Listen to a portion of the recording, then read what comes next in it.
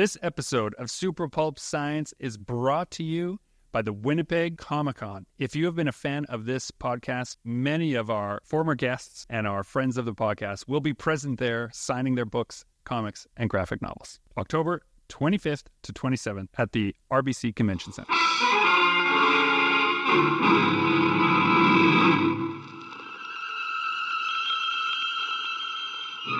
Attention, citizens. It's time for Super Pulp Science. This is Super Pulp Science, where we talk about how genre gets made. I'm GMB Kamichek, and I am sitting here with my long-suffering co-host, Justin Curry, known the world over as Chasing Artwork, and producer extraordinaire, Dan Vadeboncoeur. Thank you so much for talking to my students yesterday, Gregory. You're welcome. It was so fun. Yeah. I got pretty excited. You were swearing a lot. I don't know what was with you. I too much coffee don't know what happened. Is it too many middle school visits? Now finally these are college kids and you can drop the F-bomb? I don't know what happened. It's like once it started, okay, I do know what happened. It's the comedian effect of if you do something and it gets a reaction, you repeat into they laugh. You got shock laughs. We got shock laughs every time I did it, and then I started doing it and the point I made about it was I don't work for the college, so I can't be held accountable the same way for bad language. And I'm sure somebody then did some math, but we could hold Dan. No. But what you did was you came in and spoke to my first-year DMD students. So these are students who are going into digital media design. So they're Not going technologies anymore. It's design. Yeah, that's right. They changed the T to a D. And so college to a polytechnic. That's right. They're changing everything. Gotta update that brand. So these are students who are going to go into a couple different fields. One of them is game development, video game development. Another one is CGI, computer-generated imagery. A lot of them go into animation and that kind of stuff. So we are talking about screenwriting, and we are talking about writing and coming up with stories and storytelling. So who better to come in and do his spiel about storytelling than Mr. GMB Kamichek? And it's funny because you came in, and I didn't really know what you're going to do. I had an idea that it was going to be energetic and entertaining. He also didn't know what he was going to do. Well, I for sure did. I'll show you my... But he did a great job. When it comes to teaching, I always have a plan. He does, because you've got a good thing set up. I could tell you've done that before. You were ready to go. You had your paper. You had them do their... So the thing is, someone somewhere wants something, complications... No, what did you say? Something goes wrong. Complication ensue, but more simpler way to say it is... Something goes wrong. So you had them doing that, and so they were, and you were using regular characters, and people were saying Shrek and what else, SpongeBob, and all these popular characters. So you're having them make up these stories with these characters in these situations that we see all the time. So, dear listener, the context of this is I was invited for an hour to explain a simple storytelling method to give students firm foundation to say, I can do this. My idea doesn't have to be perfect. I'm just going to start. So I have a method which we can sort of call first draft thinking, that I explain that all early efforts in fiction are essentially fan fiction. You're imagining the things that you once liked, your favorite parts of those things, and you remix them in your own head, and then you rename them differently, and then it becomes more you as you're writing the drafts. But it is okay to start with, Gandalf and the Mario Castle and whatever elements you want to play around with that draft so that you have an easy shorthand about how to talk about a story with a group. They were really into it. They were very much so. And it was interesting because I have this, it's weird the way it's set up. I have one section before the seminar and one section after the seminar. So one's in the morning, one's in the afternoon. So the morning section, I had seen them and I'd given them a spiel on other storytelling methods. So we talked about the Dan Harmon's story circle. We talked about Freytag's pyramid and Blake Snyder's beat sheet. Shout out to Jonathan Ball. Where is he? He's not here anymore. He was here. But anyway, it's Blake Snyder's beat sheet. So we go over those and talk about... cat? Save the cat. Yes, not that cat. The cat. Gotta make it important, otherwise they won't save it. Yeah, exactly. But and so they were that group was familiar with this is a thing people do. Yeah, this is a way people come up with stories. So I kind of prefaced that, and then so they were keyed into it because of that. But the other group is I think the afternoon group is just really energetic. They were into it as well, and then it was perfectly when I came back to them at the end. I had them use your method to come up with their stories because I had them brainstorm story ideas in the second half of class. Right. And I said, just phrase it the way you put it. Someone somewhere wants something. Something goes Something wrong. goes wrong. To get it right, you have to return to the original detail Yes, of the that was the other character. part of it as well. Yeah. So we talked about that, and they were like, okay, boom, and they went and did it, no problem. So now that I know what you're going to say, can we do this next year? I'd be happy to do it, yeah. So that we can plan it out a bit better. But it worked out perfectly. So, and one of the reasons I did that is because I fully expect at least half of them to come back next week and say, I have a better idea. Yeah. Right? Of course they're going to have a better idea. And that's why I make them do this, because they're going to get that first idea out of their head, put it down, and then it frees them up to start thinking about other possibilities. Well, and one of the things I lay on pretty thick in those kinds of seminars is if you systematize an easy way to come up with your first draft, a complete story, beginning, middle, and end, you can look at it and quickly decide, I have a better idea. Yeah. Right?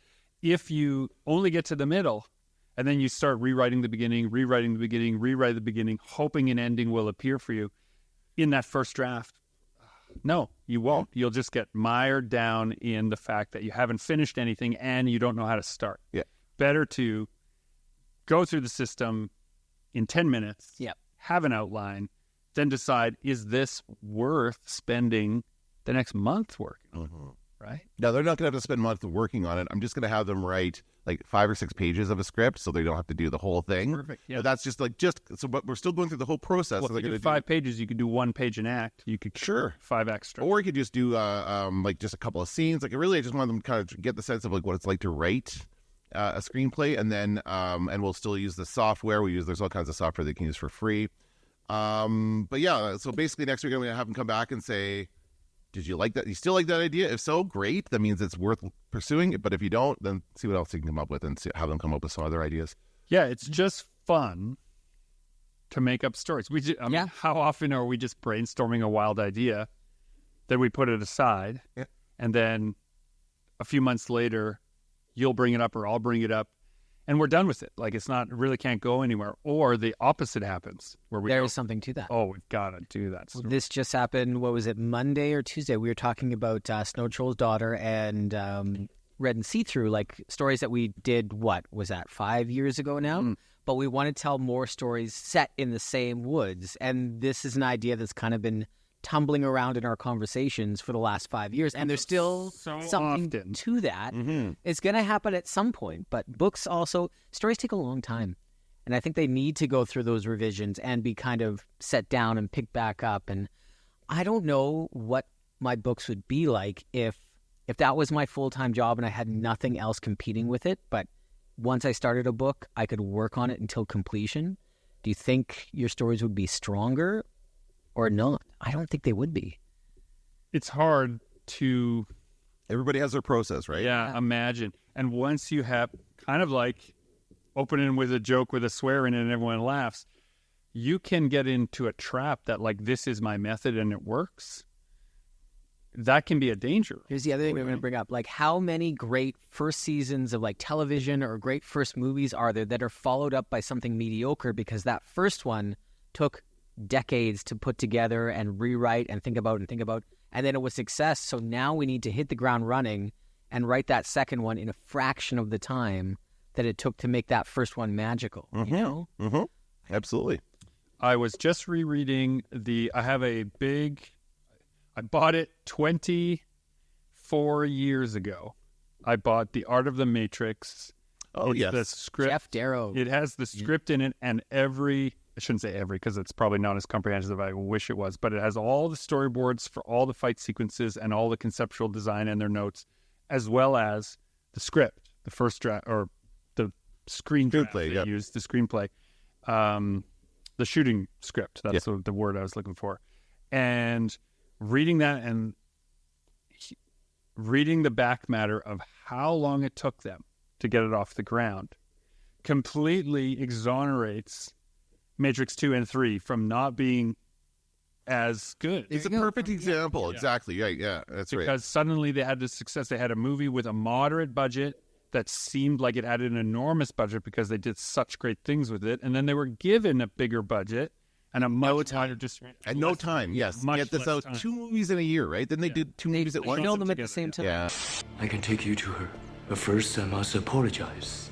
Apologize for what? For this.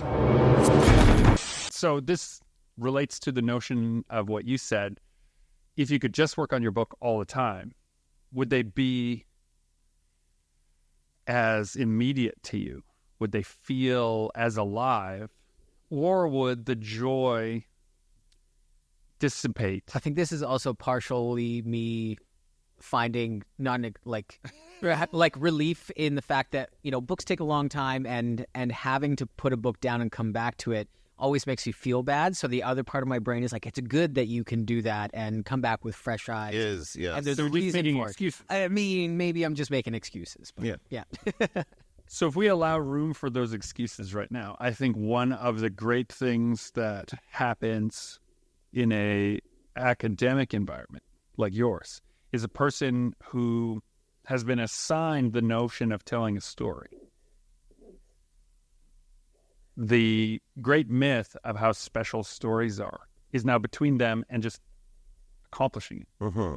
And so when we go in there and you and I break down for them, here are some very easy steps. Steal all of these ideas from bigger IPs, bigger ideas. File the serial numbers off for your first draft. Work on your assignment and hand it in. Like, this is not something you can do with a major publisher. Mm-hmm. This is something you can do to play with all the Lego for an assignment. That's what school's for. Yeah. Right? Is to try. And if you have to borrow a character from Breaking Bad and mix it with a character from Lord of the Rings in order to accomplish that, and in your mind, that's how you're accomplishing it. So You the give it a orcs different are name. all like addicted to the crystal meth. Is that Now you get it, Yeah, right? okay. See? So as soon as that happens, now you have defamiliarized both characters from their original environments. Mm-hmm. You've created a new notion. In order to make it work, you have to add new details. That's you being a writer now. Mm-hmm. As you do the second draft, all the parts you borrowed from somewhere else, they'll disappear under the pressure of the new context. that right? really rough stone that you start with? You eventually, you shave off all the edges and become something different. Polish it. So you're boring, if we use that stone metaphor, you're just boring all of these statues from different places, and then you're just Mashing them together. smashing them apart. Yeah, how many writers start off their careers in those like fan fiction forums, right? Like I think every writer that we know probably spent a good amount of time in their youth writing, Clone High fan fiction or Buffy fan fiction. Yeah, no, you're younger than I am. So the notion of fan fiction, Yeah, I don't think we would have. right? Yeah, No, I don't think was actually very distasteful to the publishing world and the people who were into it. There was I this remember reading so much. there was this pushback where the publishers were like, we have to shut down those forums. Oh, Yeah. They don't own those characters. How dare they yeah. publish stories Such good starring writing in my... there. Well, yeah, that's the thing. Like, they can come up with better stories than the people actually It's publish true, the stories, right? So, Right? When Firefly got canceled, that's where Yes. it ran to, was the Firefly. I know, all the fiction. fan fiction. But then the fan fiction also has that, shall we call it, the spicier underbelly, where a lot of people Erotic fan fiction. express their fan fiction in ways that the, original writers are like, no, don't. They are not doing that to each other. Please stop making Mario and Luigi do that. That's right. But they're also made up. So, yeah. yeah. Anyway. So it's a wild time. So I hope the students found it instructive. I found it really funny. There were two students who were at the table because I had set up a booth there on the market day. Oh, yeah. A market day also. So I'd set up a little booth, knowing that I wouldn't be there at it much, but I thought it would be a fun way to make that connection. So some students picked up some work. I sketched on their stuff, and then I put up my sign that said, you came to get me, back in a few minutes and going to teach a class. And then a bunch of those students were in the class, and they're like, oh, you're that guy, Yeah. right? Well, I told them I had a class just before, and I told them to go check out your stuff before coming to the seminar. So, But they, our interaction previous was based around the visual representations that I was quote unquote good at. And that's how they got to know me, was that I could draw or do graphic design. And so then when I showed up and it was like, oh, you should do story. Story is more important than the image. I think I saw it took a little while for some of their equilibrium inside to be like, wait, you can do both things? You can develop both sides? Yeah. Which is what your program's supposed to do. Exactly. Yeah. Right? So it felt, I don't know. It was really good. Cool. Other things we had on the list to talk about is Prairie Comics is coming up. Speaking of making... They're putting the tables up as we speak. Yeah. It's exciting. So when this podcast comes out, it'll be over. But Till the next year. till the next You made that sound so final. Samantha Biko's been working tirelessly in the background to put together the Prairie Comics Festival, which is, if you're familiar with the Toronto Comics Arts Festival, TCAF or VanCAF. TCAF or VanCAF, it's based around this idea that big media conglomerates have a place. They have regular Comic-Cons to go to. And the comics arts festivals are about the print material, the storytelling, the comics themselves, the original IP, the unknown stuff, the zines, the makers. Kind of what Comic Cons used to be about. Exactly. It's like the big conglomerates took the space, and the independents had to find. The independents had to find their own space, right? Which is fine. It's a completely different vibe than Comic Con. So we get to do that all weekend, which is pretty great. Ooh. Other news, all the confluence of events right now. Minutes ago, well, really an hour ago, our Kickstarter for Dire Beasts ended Successfully. We doubled our ask. We were asking for... No, we were asking for 4. We got 6. We got in a 6. bit. Okay. Yeah, so we had 150% or whatever. So thank you to 153 backers for backing Dire Beasts. We love you. And the book is finished, so it's off to the printer. Off to the printers. And I'm honestly kind of excited for that fulfillment day or two where we're all going to be in the studio. We're going to order pizza. We're going to eat so much soldak. Oh, yeah. Korean fried chicken.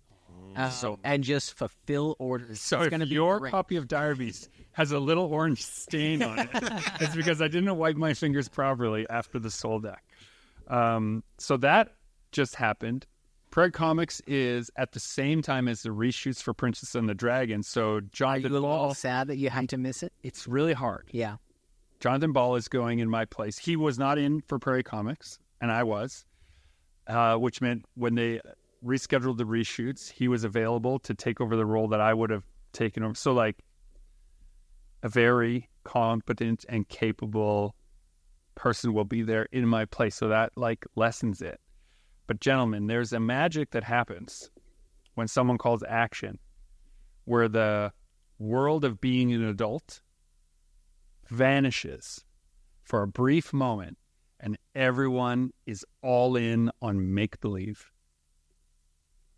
And, it's very difficult to describe how intoxicating all these adults suspending reality for the moment between action and cut. It's so awesome. It doesn't matter the scale. It does not matter the scale of the production. 2 people with a camera, 50 people and a camera, does not matter. Cool. That moment I find so it's something I like being around, and every time I'm in it, I try to figure out what's going on. And so this is the best way I have to express it, is that for that brief moment, everyone's playing make-believe, and our innocent wonder is available to us. And then it all stops, and it's just a big mess. And now you have to fix everything, and everyone's angry again. And Just tried to get back to that zone again. yeah, and everyone's just it's all in service of that zone that everyone's trying to create. And I think that's why, when you talk to people who've worked in movies or are on film sets, why they go back despite the really abuse of that industry. It's so hard. Well, I think the abuse is starting to go away a bit. I hope. No. I think it you should be. the workload abuse, not the less fun kind.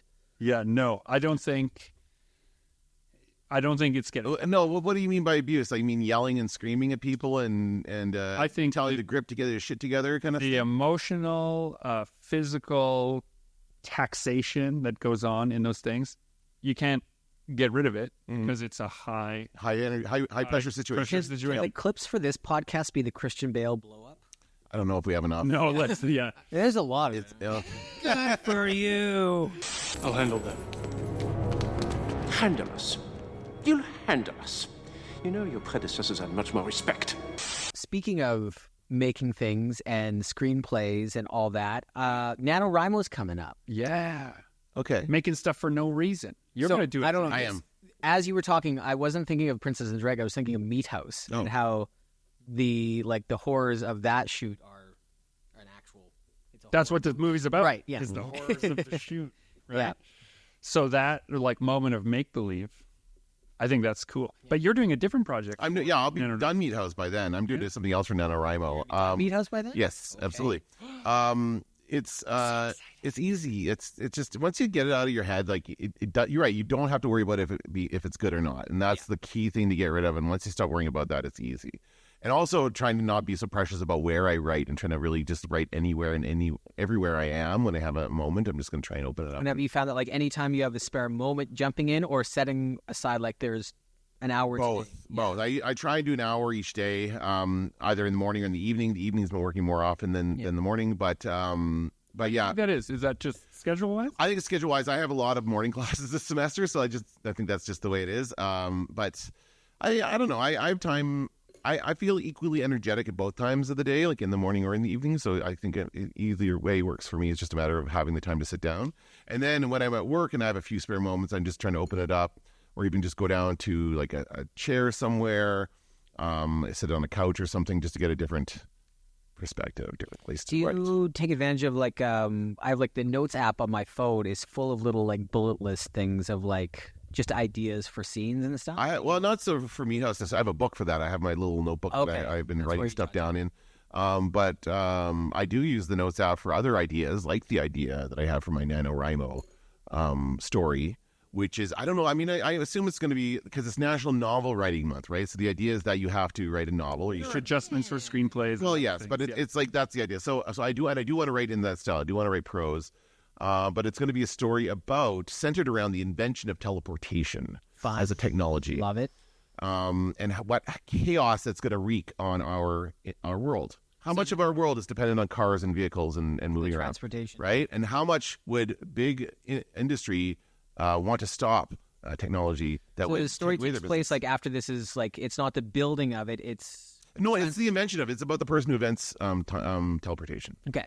And then the fallout or the Someone's trying to kill him or her because they don't want teleportation to exist. It's going to take away the business for the auto industry, the airline industry, every transportation industry. What would the planet look like? Well, exactly, right? Yeah. Think about like getting rid of all the roads, getting rid of roads. So that's kind of part of the point of it is I want to show how dependent we are on these things. I've given up driving for a couple of years now, and I feel so free to not have to drive. It's like cities are built around parking lots and cars, right? Yeah. And the transit sucks. Gregory and I have talked about our transit's awful, and so the point of the story is really like just here's what the world could be like if we just had this technology, which we don't have. But I feel like at some point that's going to come. Right? Do you think that's a possible technology that would be teleportation? Yeah. Okay, so if I'm going to be an armchair physicist for a moment, no. Okay. But this is why. So I could be wrong in this assumption, but it's the same reason why I don't think time travel can ever work, because the planet is going around the sun while it's also rotating, and the galaxy is also rotating. So you'd have to not only be able to calculate for time, but space and spatial relations and position. They're really in good the at that. flux of all those, right? Like, think of our satellites that are timed like nanoseconds difference than their counterparts on the ground because of all those things. Yeah, there is, if we're just talking about made up technology. Well, that's what I'm saying. Like I like to think there will be a time when there will be teleportation. But I can't think of another time other than Star Trek, which uses the beaming thing, and everyone knows that. But that's not the kind of teleportation I'm talking about. That's like destroy the original. Well, that one takes you apart atom by atom and reassembles it. That's the idea behind the Star Trek. Does it reassemble or does it make a copy? No, it makes a copy. That's right. Yeah. And then destroys the original. Yeah. That's what people have discovered in Star Trek, right? That's canon. It makes a copy and destroys. So you don't even exist after. No, I'm talking about opening a portal using maybe a wormhole technology or something like that, or like dimensional time and space stuff where you can walk through and get to another spot, not beaming. Beaming, I love the idea though, because beaming was the only reason they came up with that. It was to save money on the show. Yeah. It was right? an effect they could accomplish, and they didn't want to do the shuttle going back. Yeah, they didn't want to keep shooting like a shuttle and be repetitive and expensive. So that little effect of the beaming was perfect for that. And then Star Trek just went with it. Have you seen the new Star Trek shows? You've seen the new ones, eh? Strange New Worlds? They have The World is my favorite. now they like beam everywhere, like a beam, boom, boom, boom. I don't know if they do that in Strange New Worlds or not.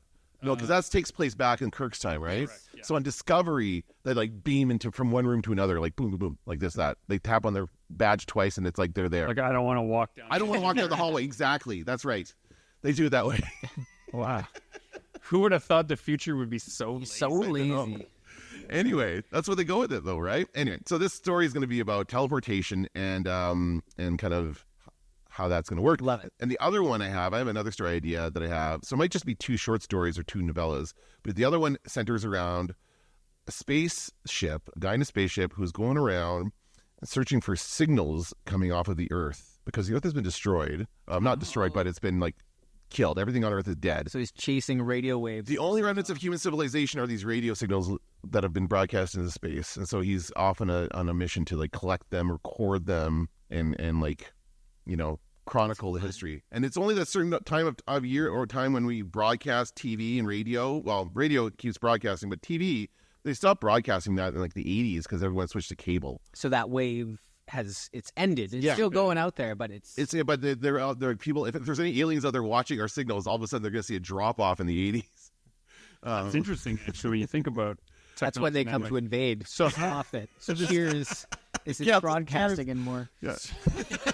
So is this a craft that then is chasing that wave and not the Earth itself? Well, not the Earth itself. It's actually seeking signals based on like the signals would be in different places depending on where they were when they were broadcast. Because if you had faster than light technology, then you could pick when. Yes, you would have to, but you would have, it wouldn't be exact, right? You would have to pick a time, and you have to go hunting for it and tune in and stuff. So that's the kind of the ideas that he's It's kind of like being a helicopter bringing a surfer in and then drops him in front of the wave. Yeah. Oh, is that what they do? No, I'm saying like that's the analogy. I don't think that's done. For really, really big starting waves, a new startup business. They have a like a Sea-Doo, and the way the surfers behind it, and so the Sea-Doo kind of gets them started, so they can do like the really gigantic waves. Cool. So that is a thing, but only for the really hardcore surfers. I just invented that. Turned out it was real. Yeah. Right? Just nothing is new under the sun. Gregory, what is your NaNoWriMo project? Putting you on the spot.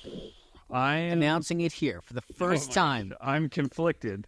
I have a novel project, which I have, technically it's a second draft. It's called The Leviathan of That's Black not Pit, allowed. right? And I really want to weaponize everyone else's fervor around writing every day to do the third draft of that novel. That's kind of what I want to do.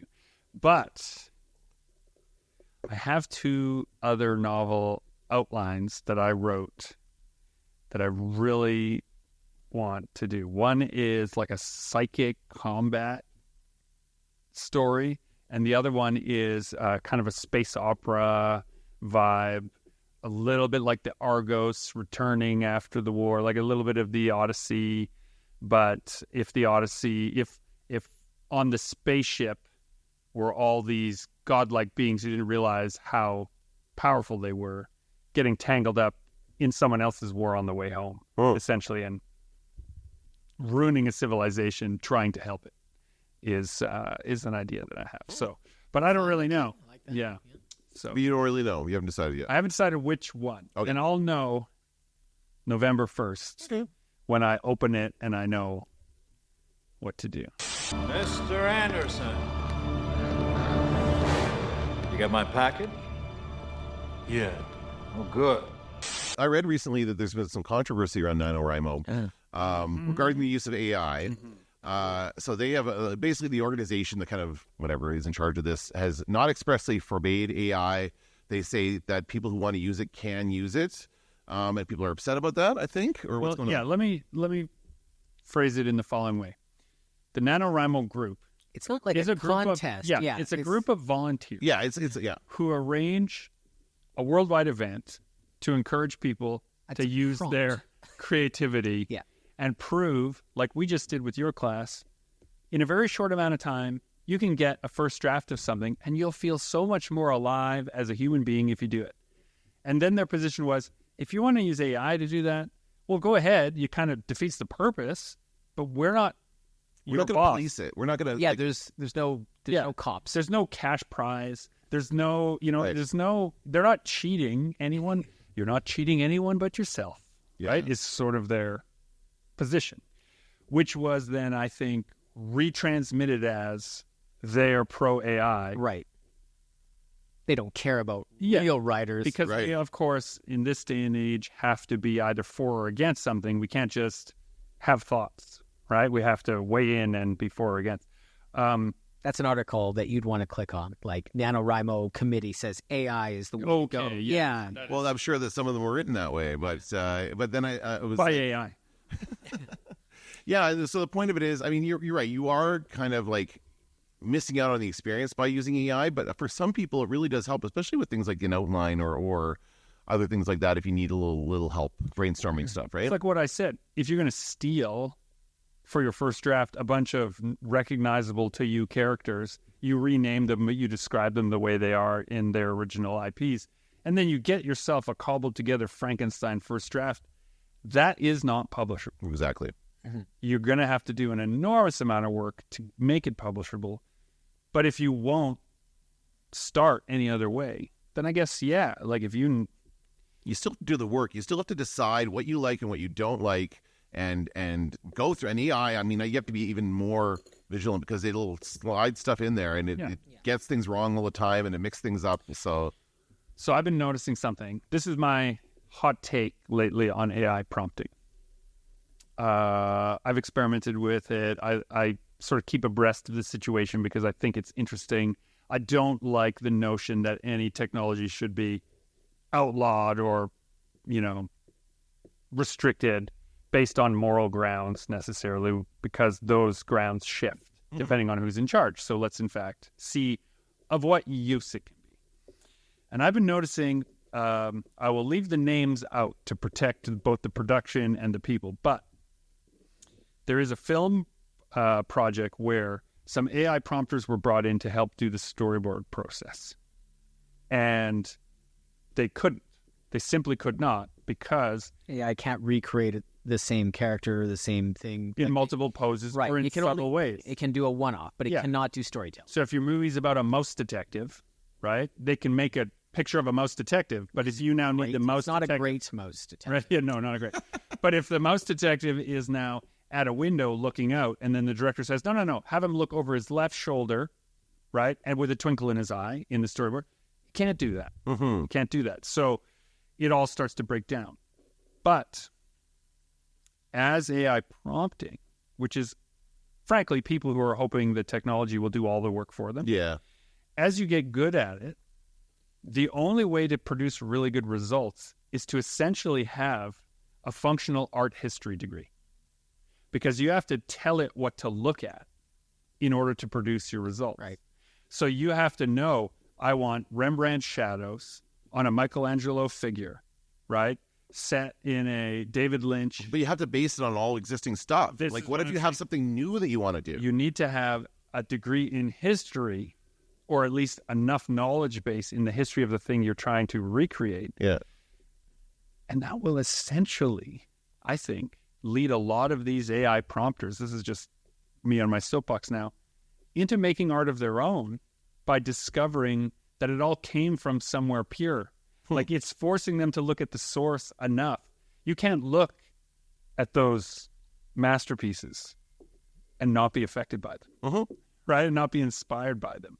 And eventually, when you see that the machine is just doing a version of that, the luster, I think, wears off very quickly. Right? And the people who I've seen using AI prompts well are using ones that it's like Blender. They're using Blender as their prompt. So it's giving you the gray model in 3 dimensions posed. Yep. That then they're doing their art over top of. They're using it as like an iterative tool. Like, the underdrawing. Give me something like a Godzilla, but it's just in a gray, blocky shape form. that now I have to add all the detail, all the perspective, all the stuff into. It's giving them the storyboards like one step behind a storyboard, even just like the shape language that then they have to use. And I've seen that presented in a number of animation pipelines where that's actually functionally useful, because now an art director can say, okay, over top of that, do it in this style, artist. Over top of that, do it in this style, artist. Give me 80 boards today, artist, that connect from one to the other. That's doable if you're using those tools. If you're just trying to have the prompt produce 80 boards that connect, there's no way. It takes forever. You have to get the prompt right. It's just going to take a bunch of fiddling. Now, this is my prediction. Since people want what we're describing, seamless frame-to-frame use, that's what will be developed. Yeah. We're not far from the point where you could definitely have the technology storyboard everything for you in the style you want, with the turnarounds and the direction you want.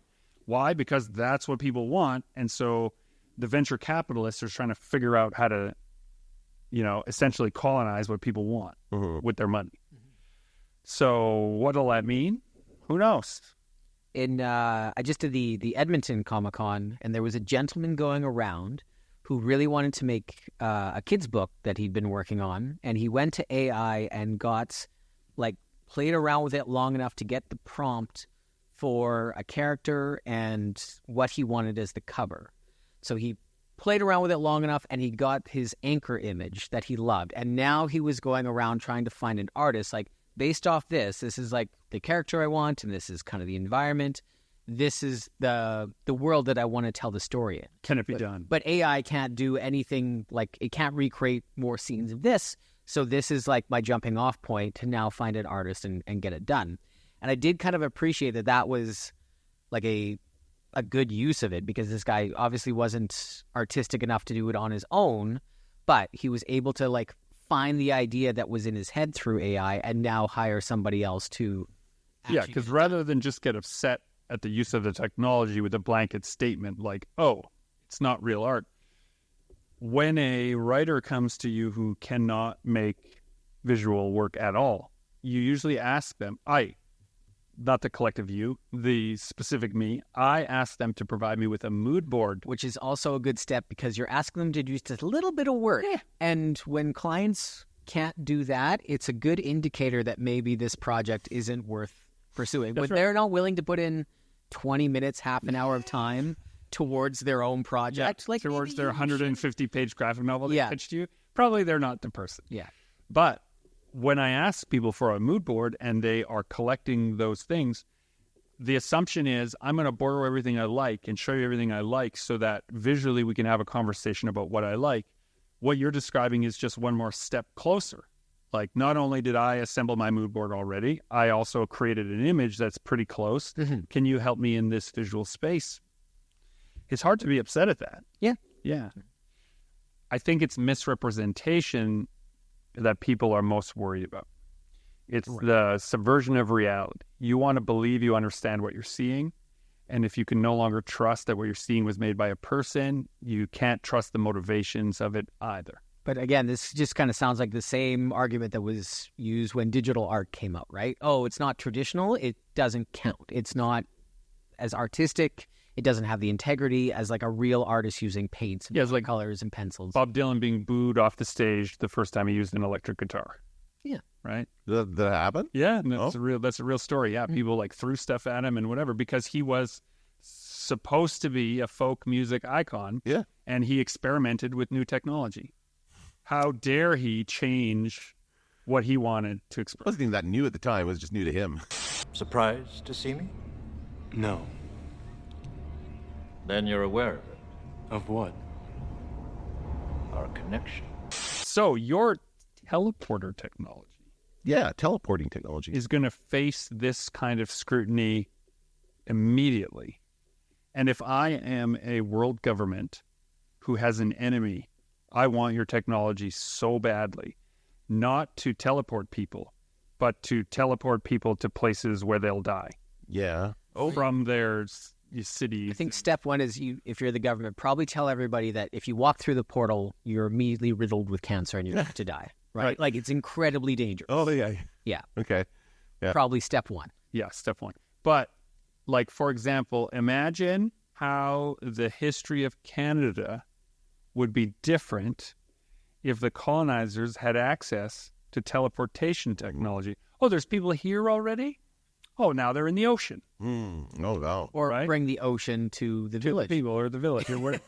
Like, there is no world where the wrong people don't use that. That's right. Yeah, and that's the issue. Are you going to talk about the weaponization of it? Well, yeah, I think there's all kinds of aspects you can talk about, right? You can talk about like espionage and that kind of stuff as well. So yeah, there's all kinds of ways. I just thought I just really want to center it around that, but it is about a message about transportation in our, because it just frustrates me so much, like the way this city is designed around cars and all the walking through parking lots I have to do. It's so freaking, I hate it so much. Yeah, I walked home yesterday. It was a beautiful. I was stressed out about a few things, and it was nice out. So I combined those two outs with like, I'll go for a nice long walk home and just be in a much better space by the time, and it it works every time. Yeah. But to your point, the number of parking lots that I cut across, it's manifold. Like it's so much. So much wasted space. So much wasted space. And between them are the little rivers clogged with metal and glass and angry people. And there's got to be a way where those parking lots that I'm walking through without any cars in them could be used properly to relieve all that congestion. Yeah. We'll see where I go with the story. Yeah. I'm looking forward to it. Yeah. I like those stories where it's just the one change to the existing world, right? That's right. You can't change everything all at once. Just pick one detail and flip it around. Okay, what else? I want to know. We haven't put Justin on the Okay, Justin. spot. Yeah, I have some vague ideas of what I want to work on. I've talked about it on the podcast before. There's a book that I've chipped away at in the past called While My Bones Burn. And it's about kind of kid soldiers. They put basically the minds of children inside these big war mechs and train them. And it's kind of a dark, it'll be dark, shorter story, like around novella length. So NaNoWriMo is kind of perfect. And it's been a while since I've done any writing on it. So this would be a great excuse to kind of jump back in and just write what I remember. So just tell the story completely fresh. Yeah. And then go back to what I've written before and see if what I want to grab and what I want to toss. But there's that one. And then there's another one that Greg and I kind of started breaking with while we were in Ottawa. And this kind of goes to your... Do we share this? This is one of those moments where like the idea I think is so good. Yes, well, of course we'll share it. Because ideas are meaningless. Only actions count. So we don't really have a story, but we have kind of the world engine, the story engine of this world. And so the ask is... Wait, we should tell the story. How it came. Yeah. So, dear listener, if you are ever in a foreign city with chasing artwork, known to me as Justin Curry, you can pretty much rely on his sense of direction. It is almost a superpower. Like, I'll get turned around and he'll be like, no, it's this way, it's 2 blocks and to the left, and we will get there. And I made this time in Ottawa, I knew where we were going. I had the sense of direction. Justin was wrong, and I made a joke. I wasn't wrong. Oh, you were wrong. I said, don't worry, it'll wear off soon. Right? And then you made some comment of like, oh, well, do you have any more? You can reapply it. Like sunscreen. Because it was raining, and so you said the rain was washing The rain is going to wash it off, right? There won't be any left. Don't worry, it'll all wear off. And then we thought, what if skills, abilities, intuitions could be rendered down from your body when you died and provided to your family as its inheritance? So this is grandpa's sense of direction. You know, like we always say, like, oh, you have your mother's eyes or your whatever. This is grandpa's sense of direction. We don't have much of it left. Don't waste it. That's cool. You just put it on when you need to get somewhere. Yeah. That's funny. Right? That's a good idea. That's really so the ask of this world is when you die, your body kind of turns into almost like amber. Like it becomes almost like a really Well, there's a hard gel. process, right? Yeah. And so your corpse is this kind of like hunk of like, let's call it amber. And then the people of this world have discovered that if you render it down, you can get distinct characteristics and distill them.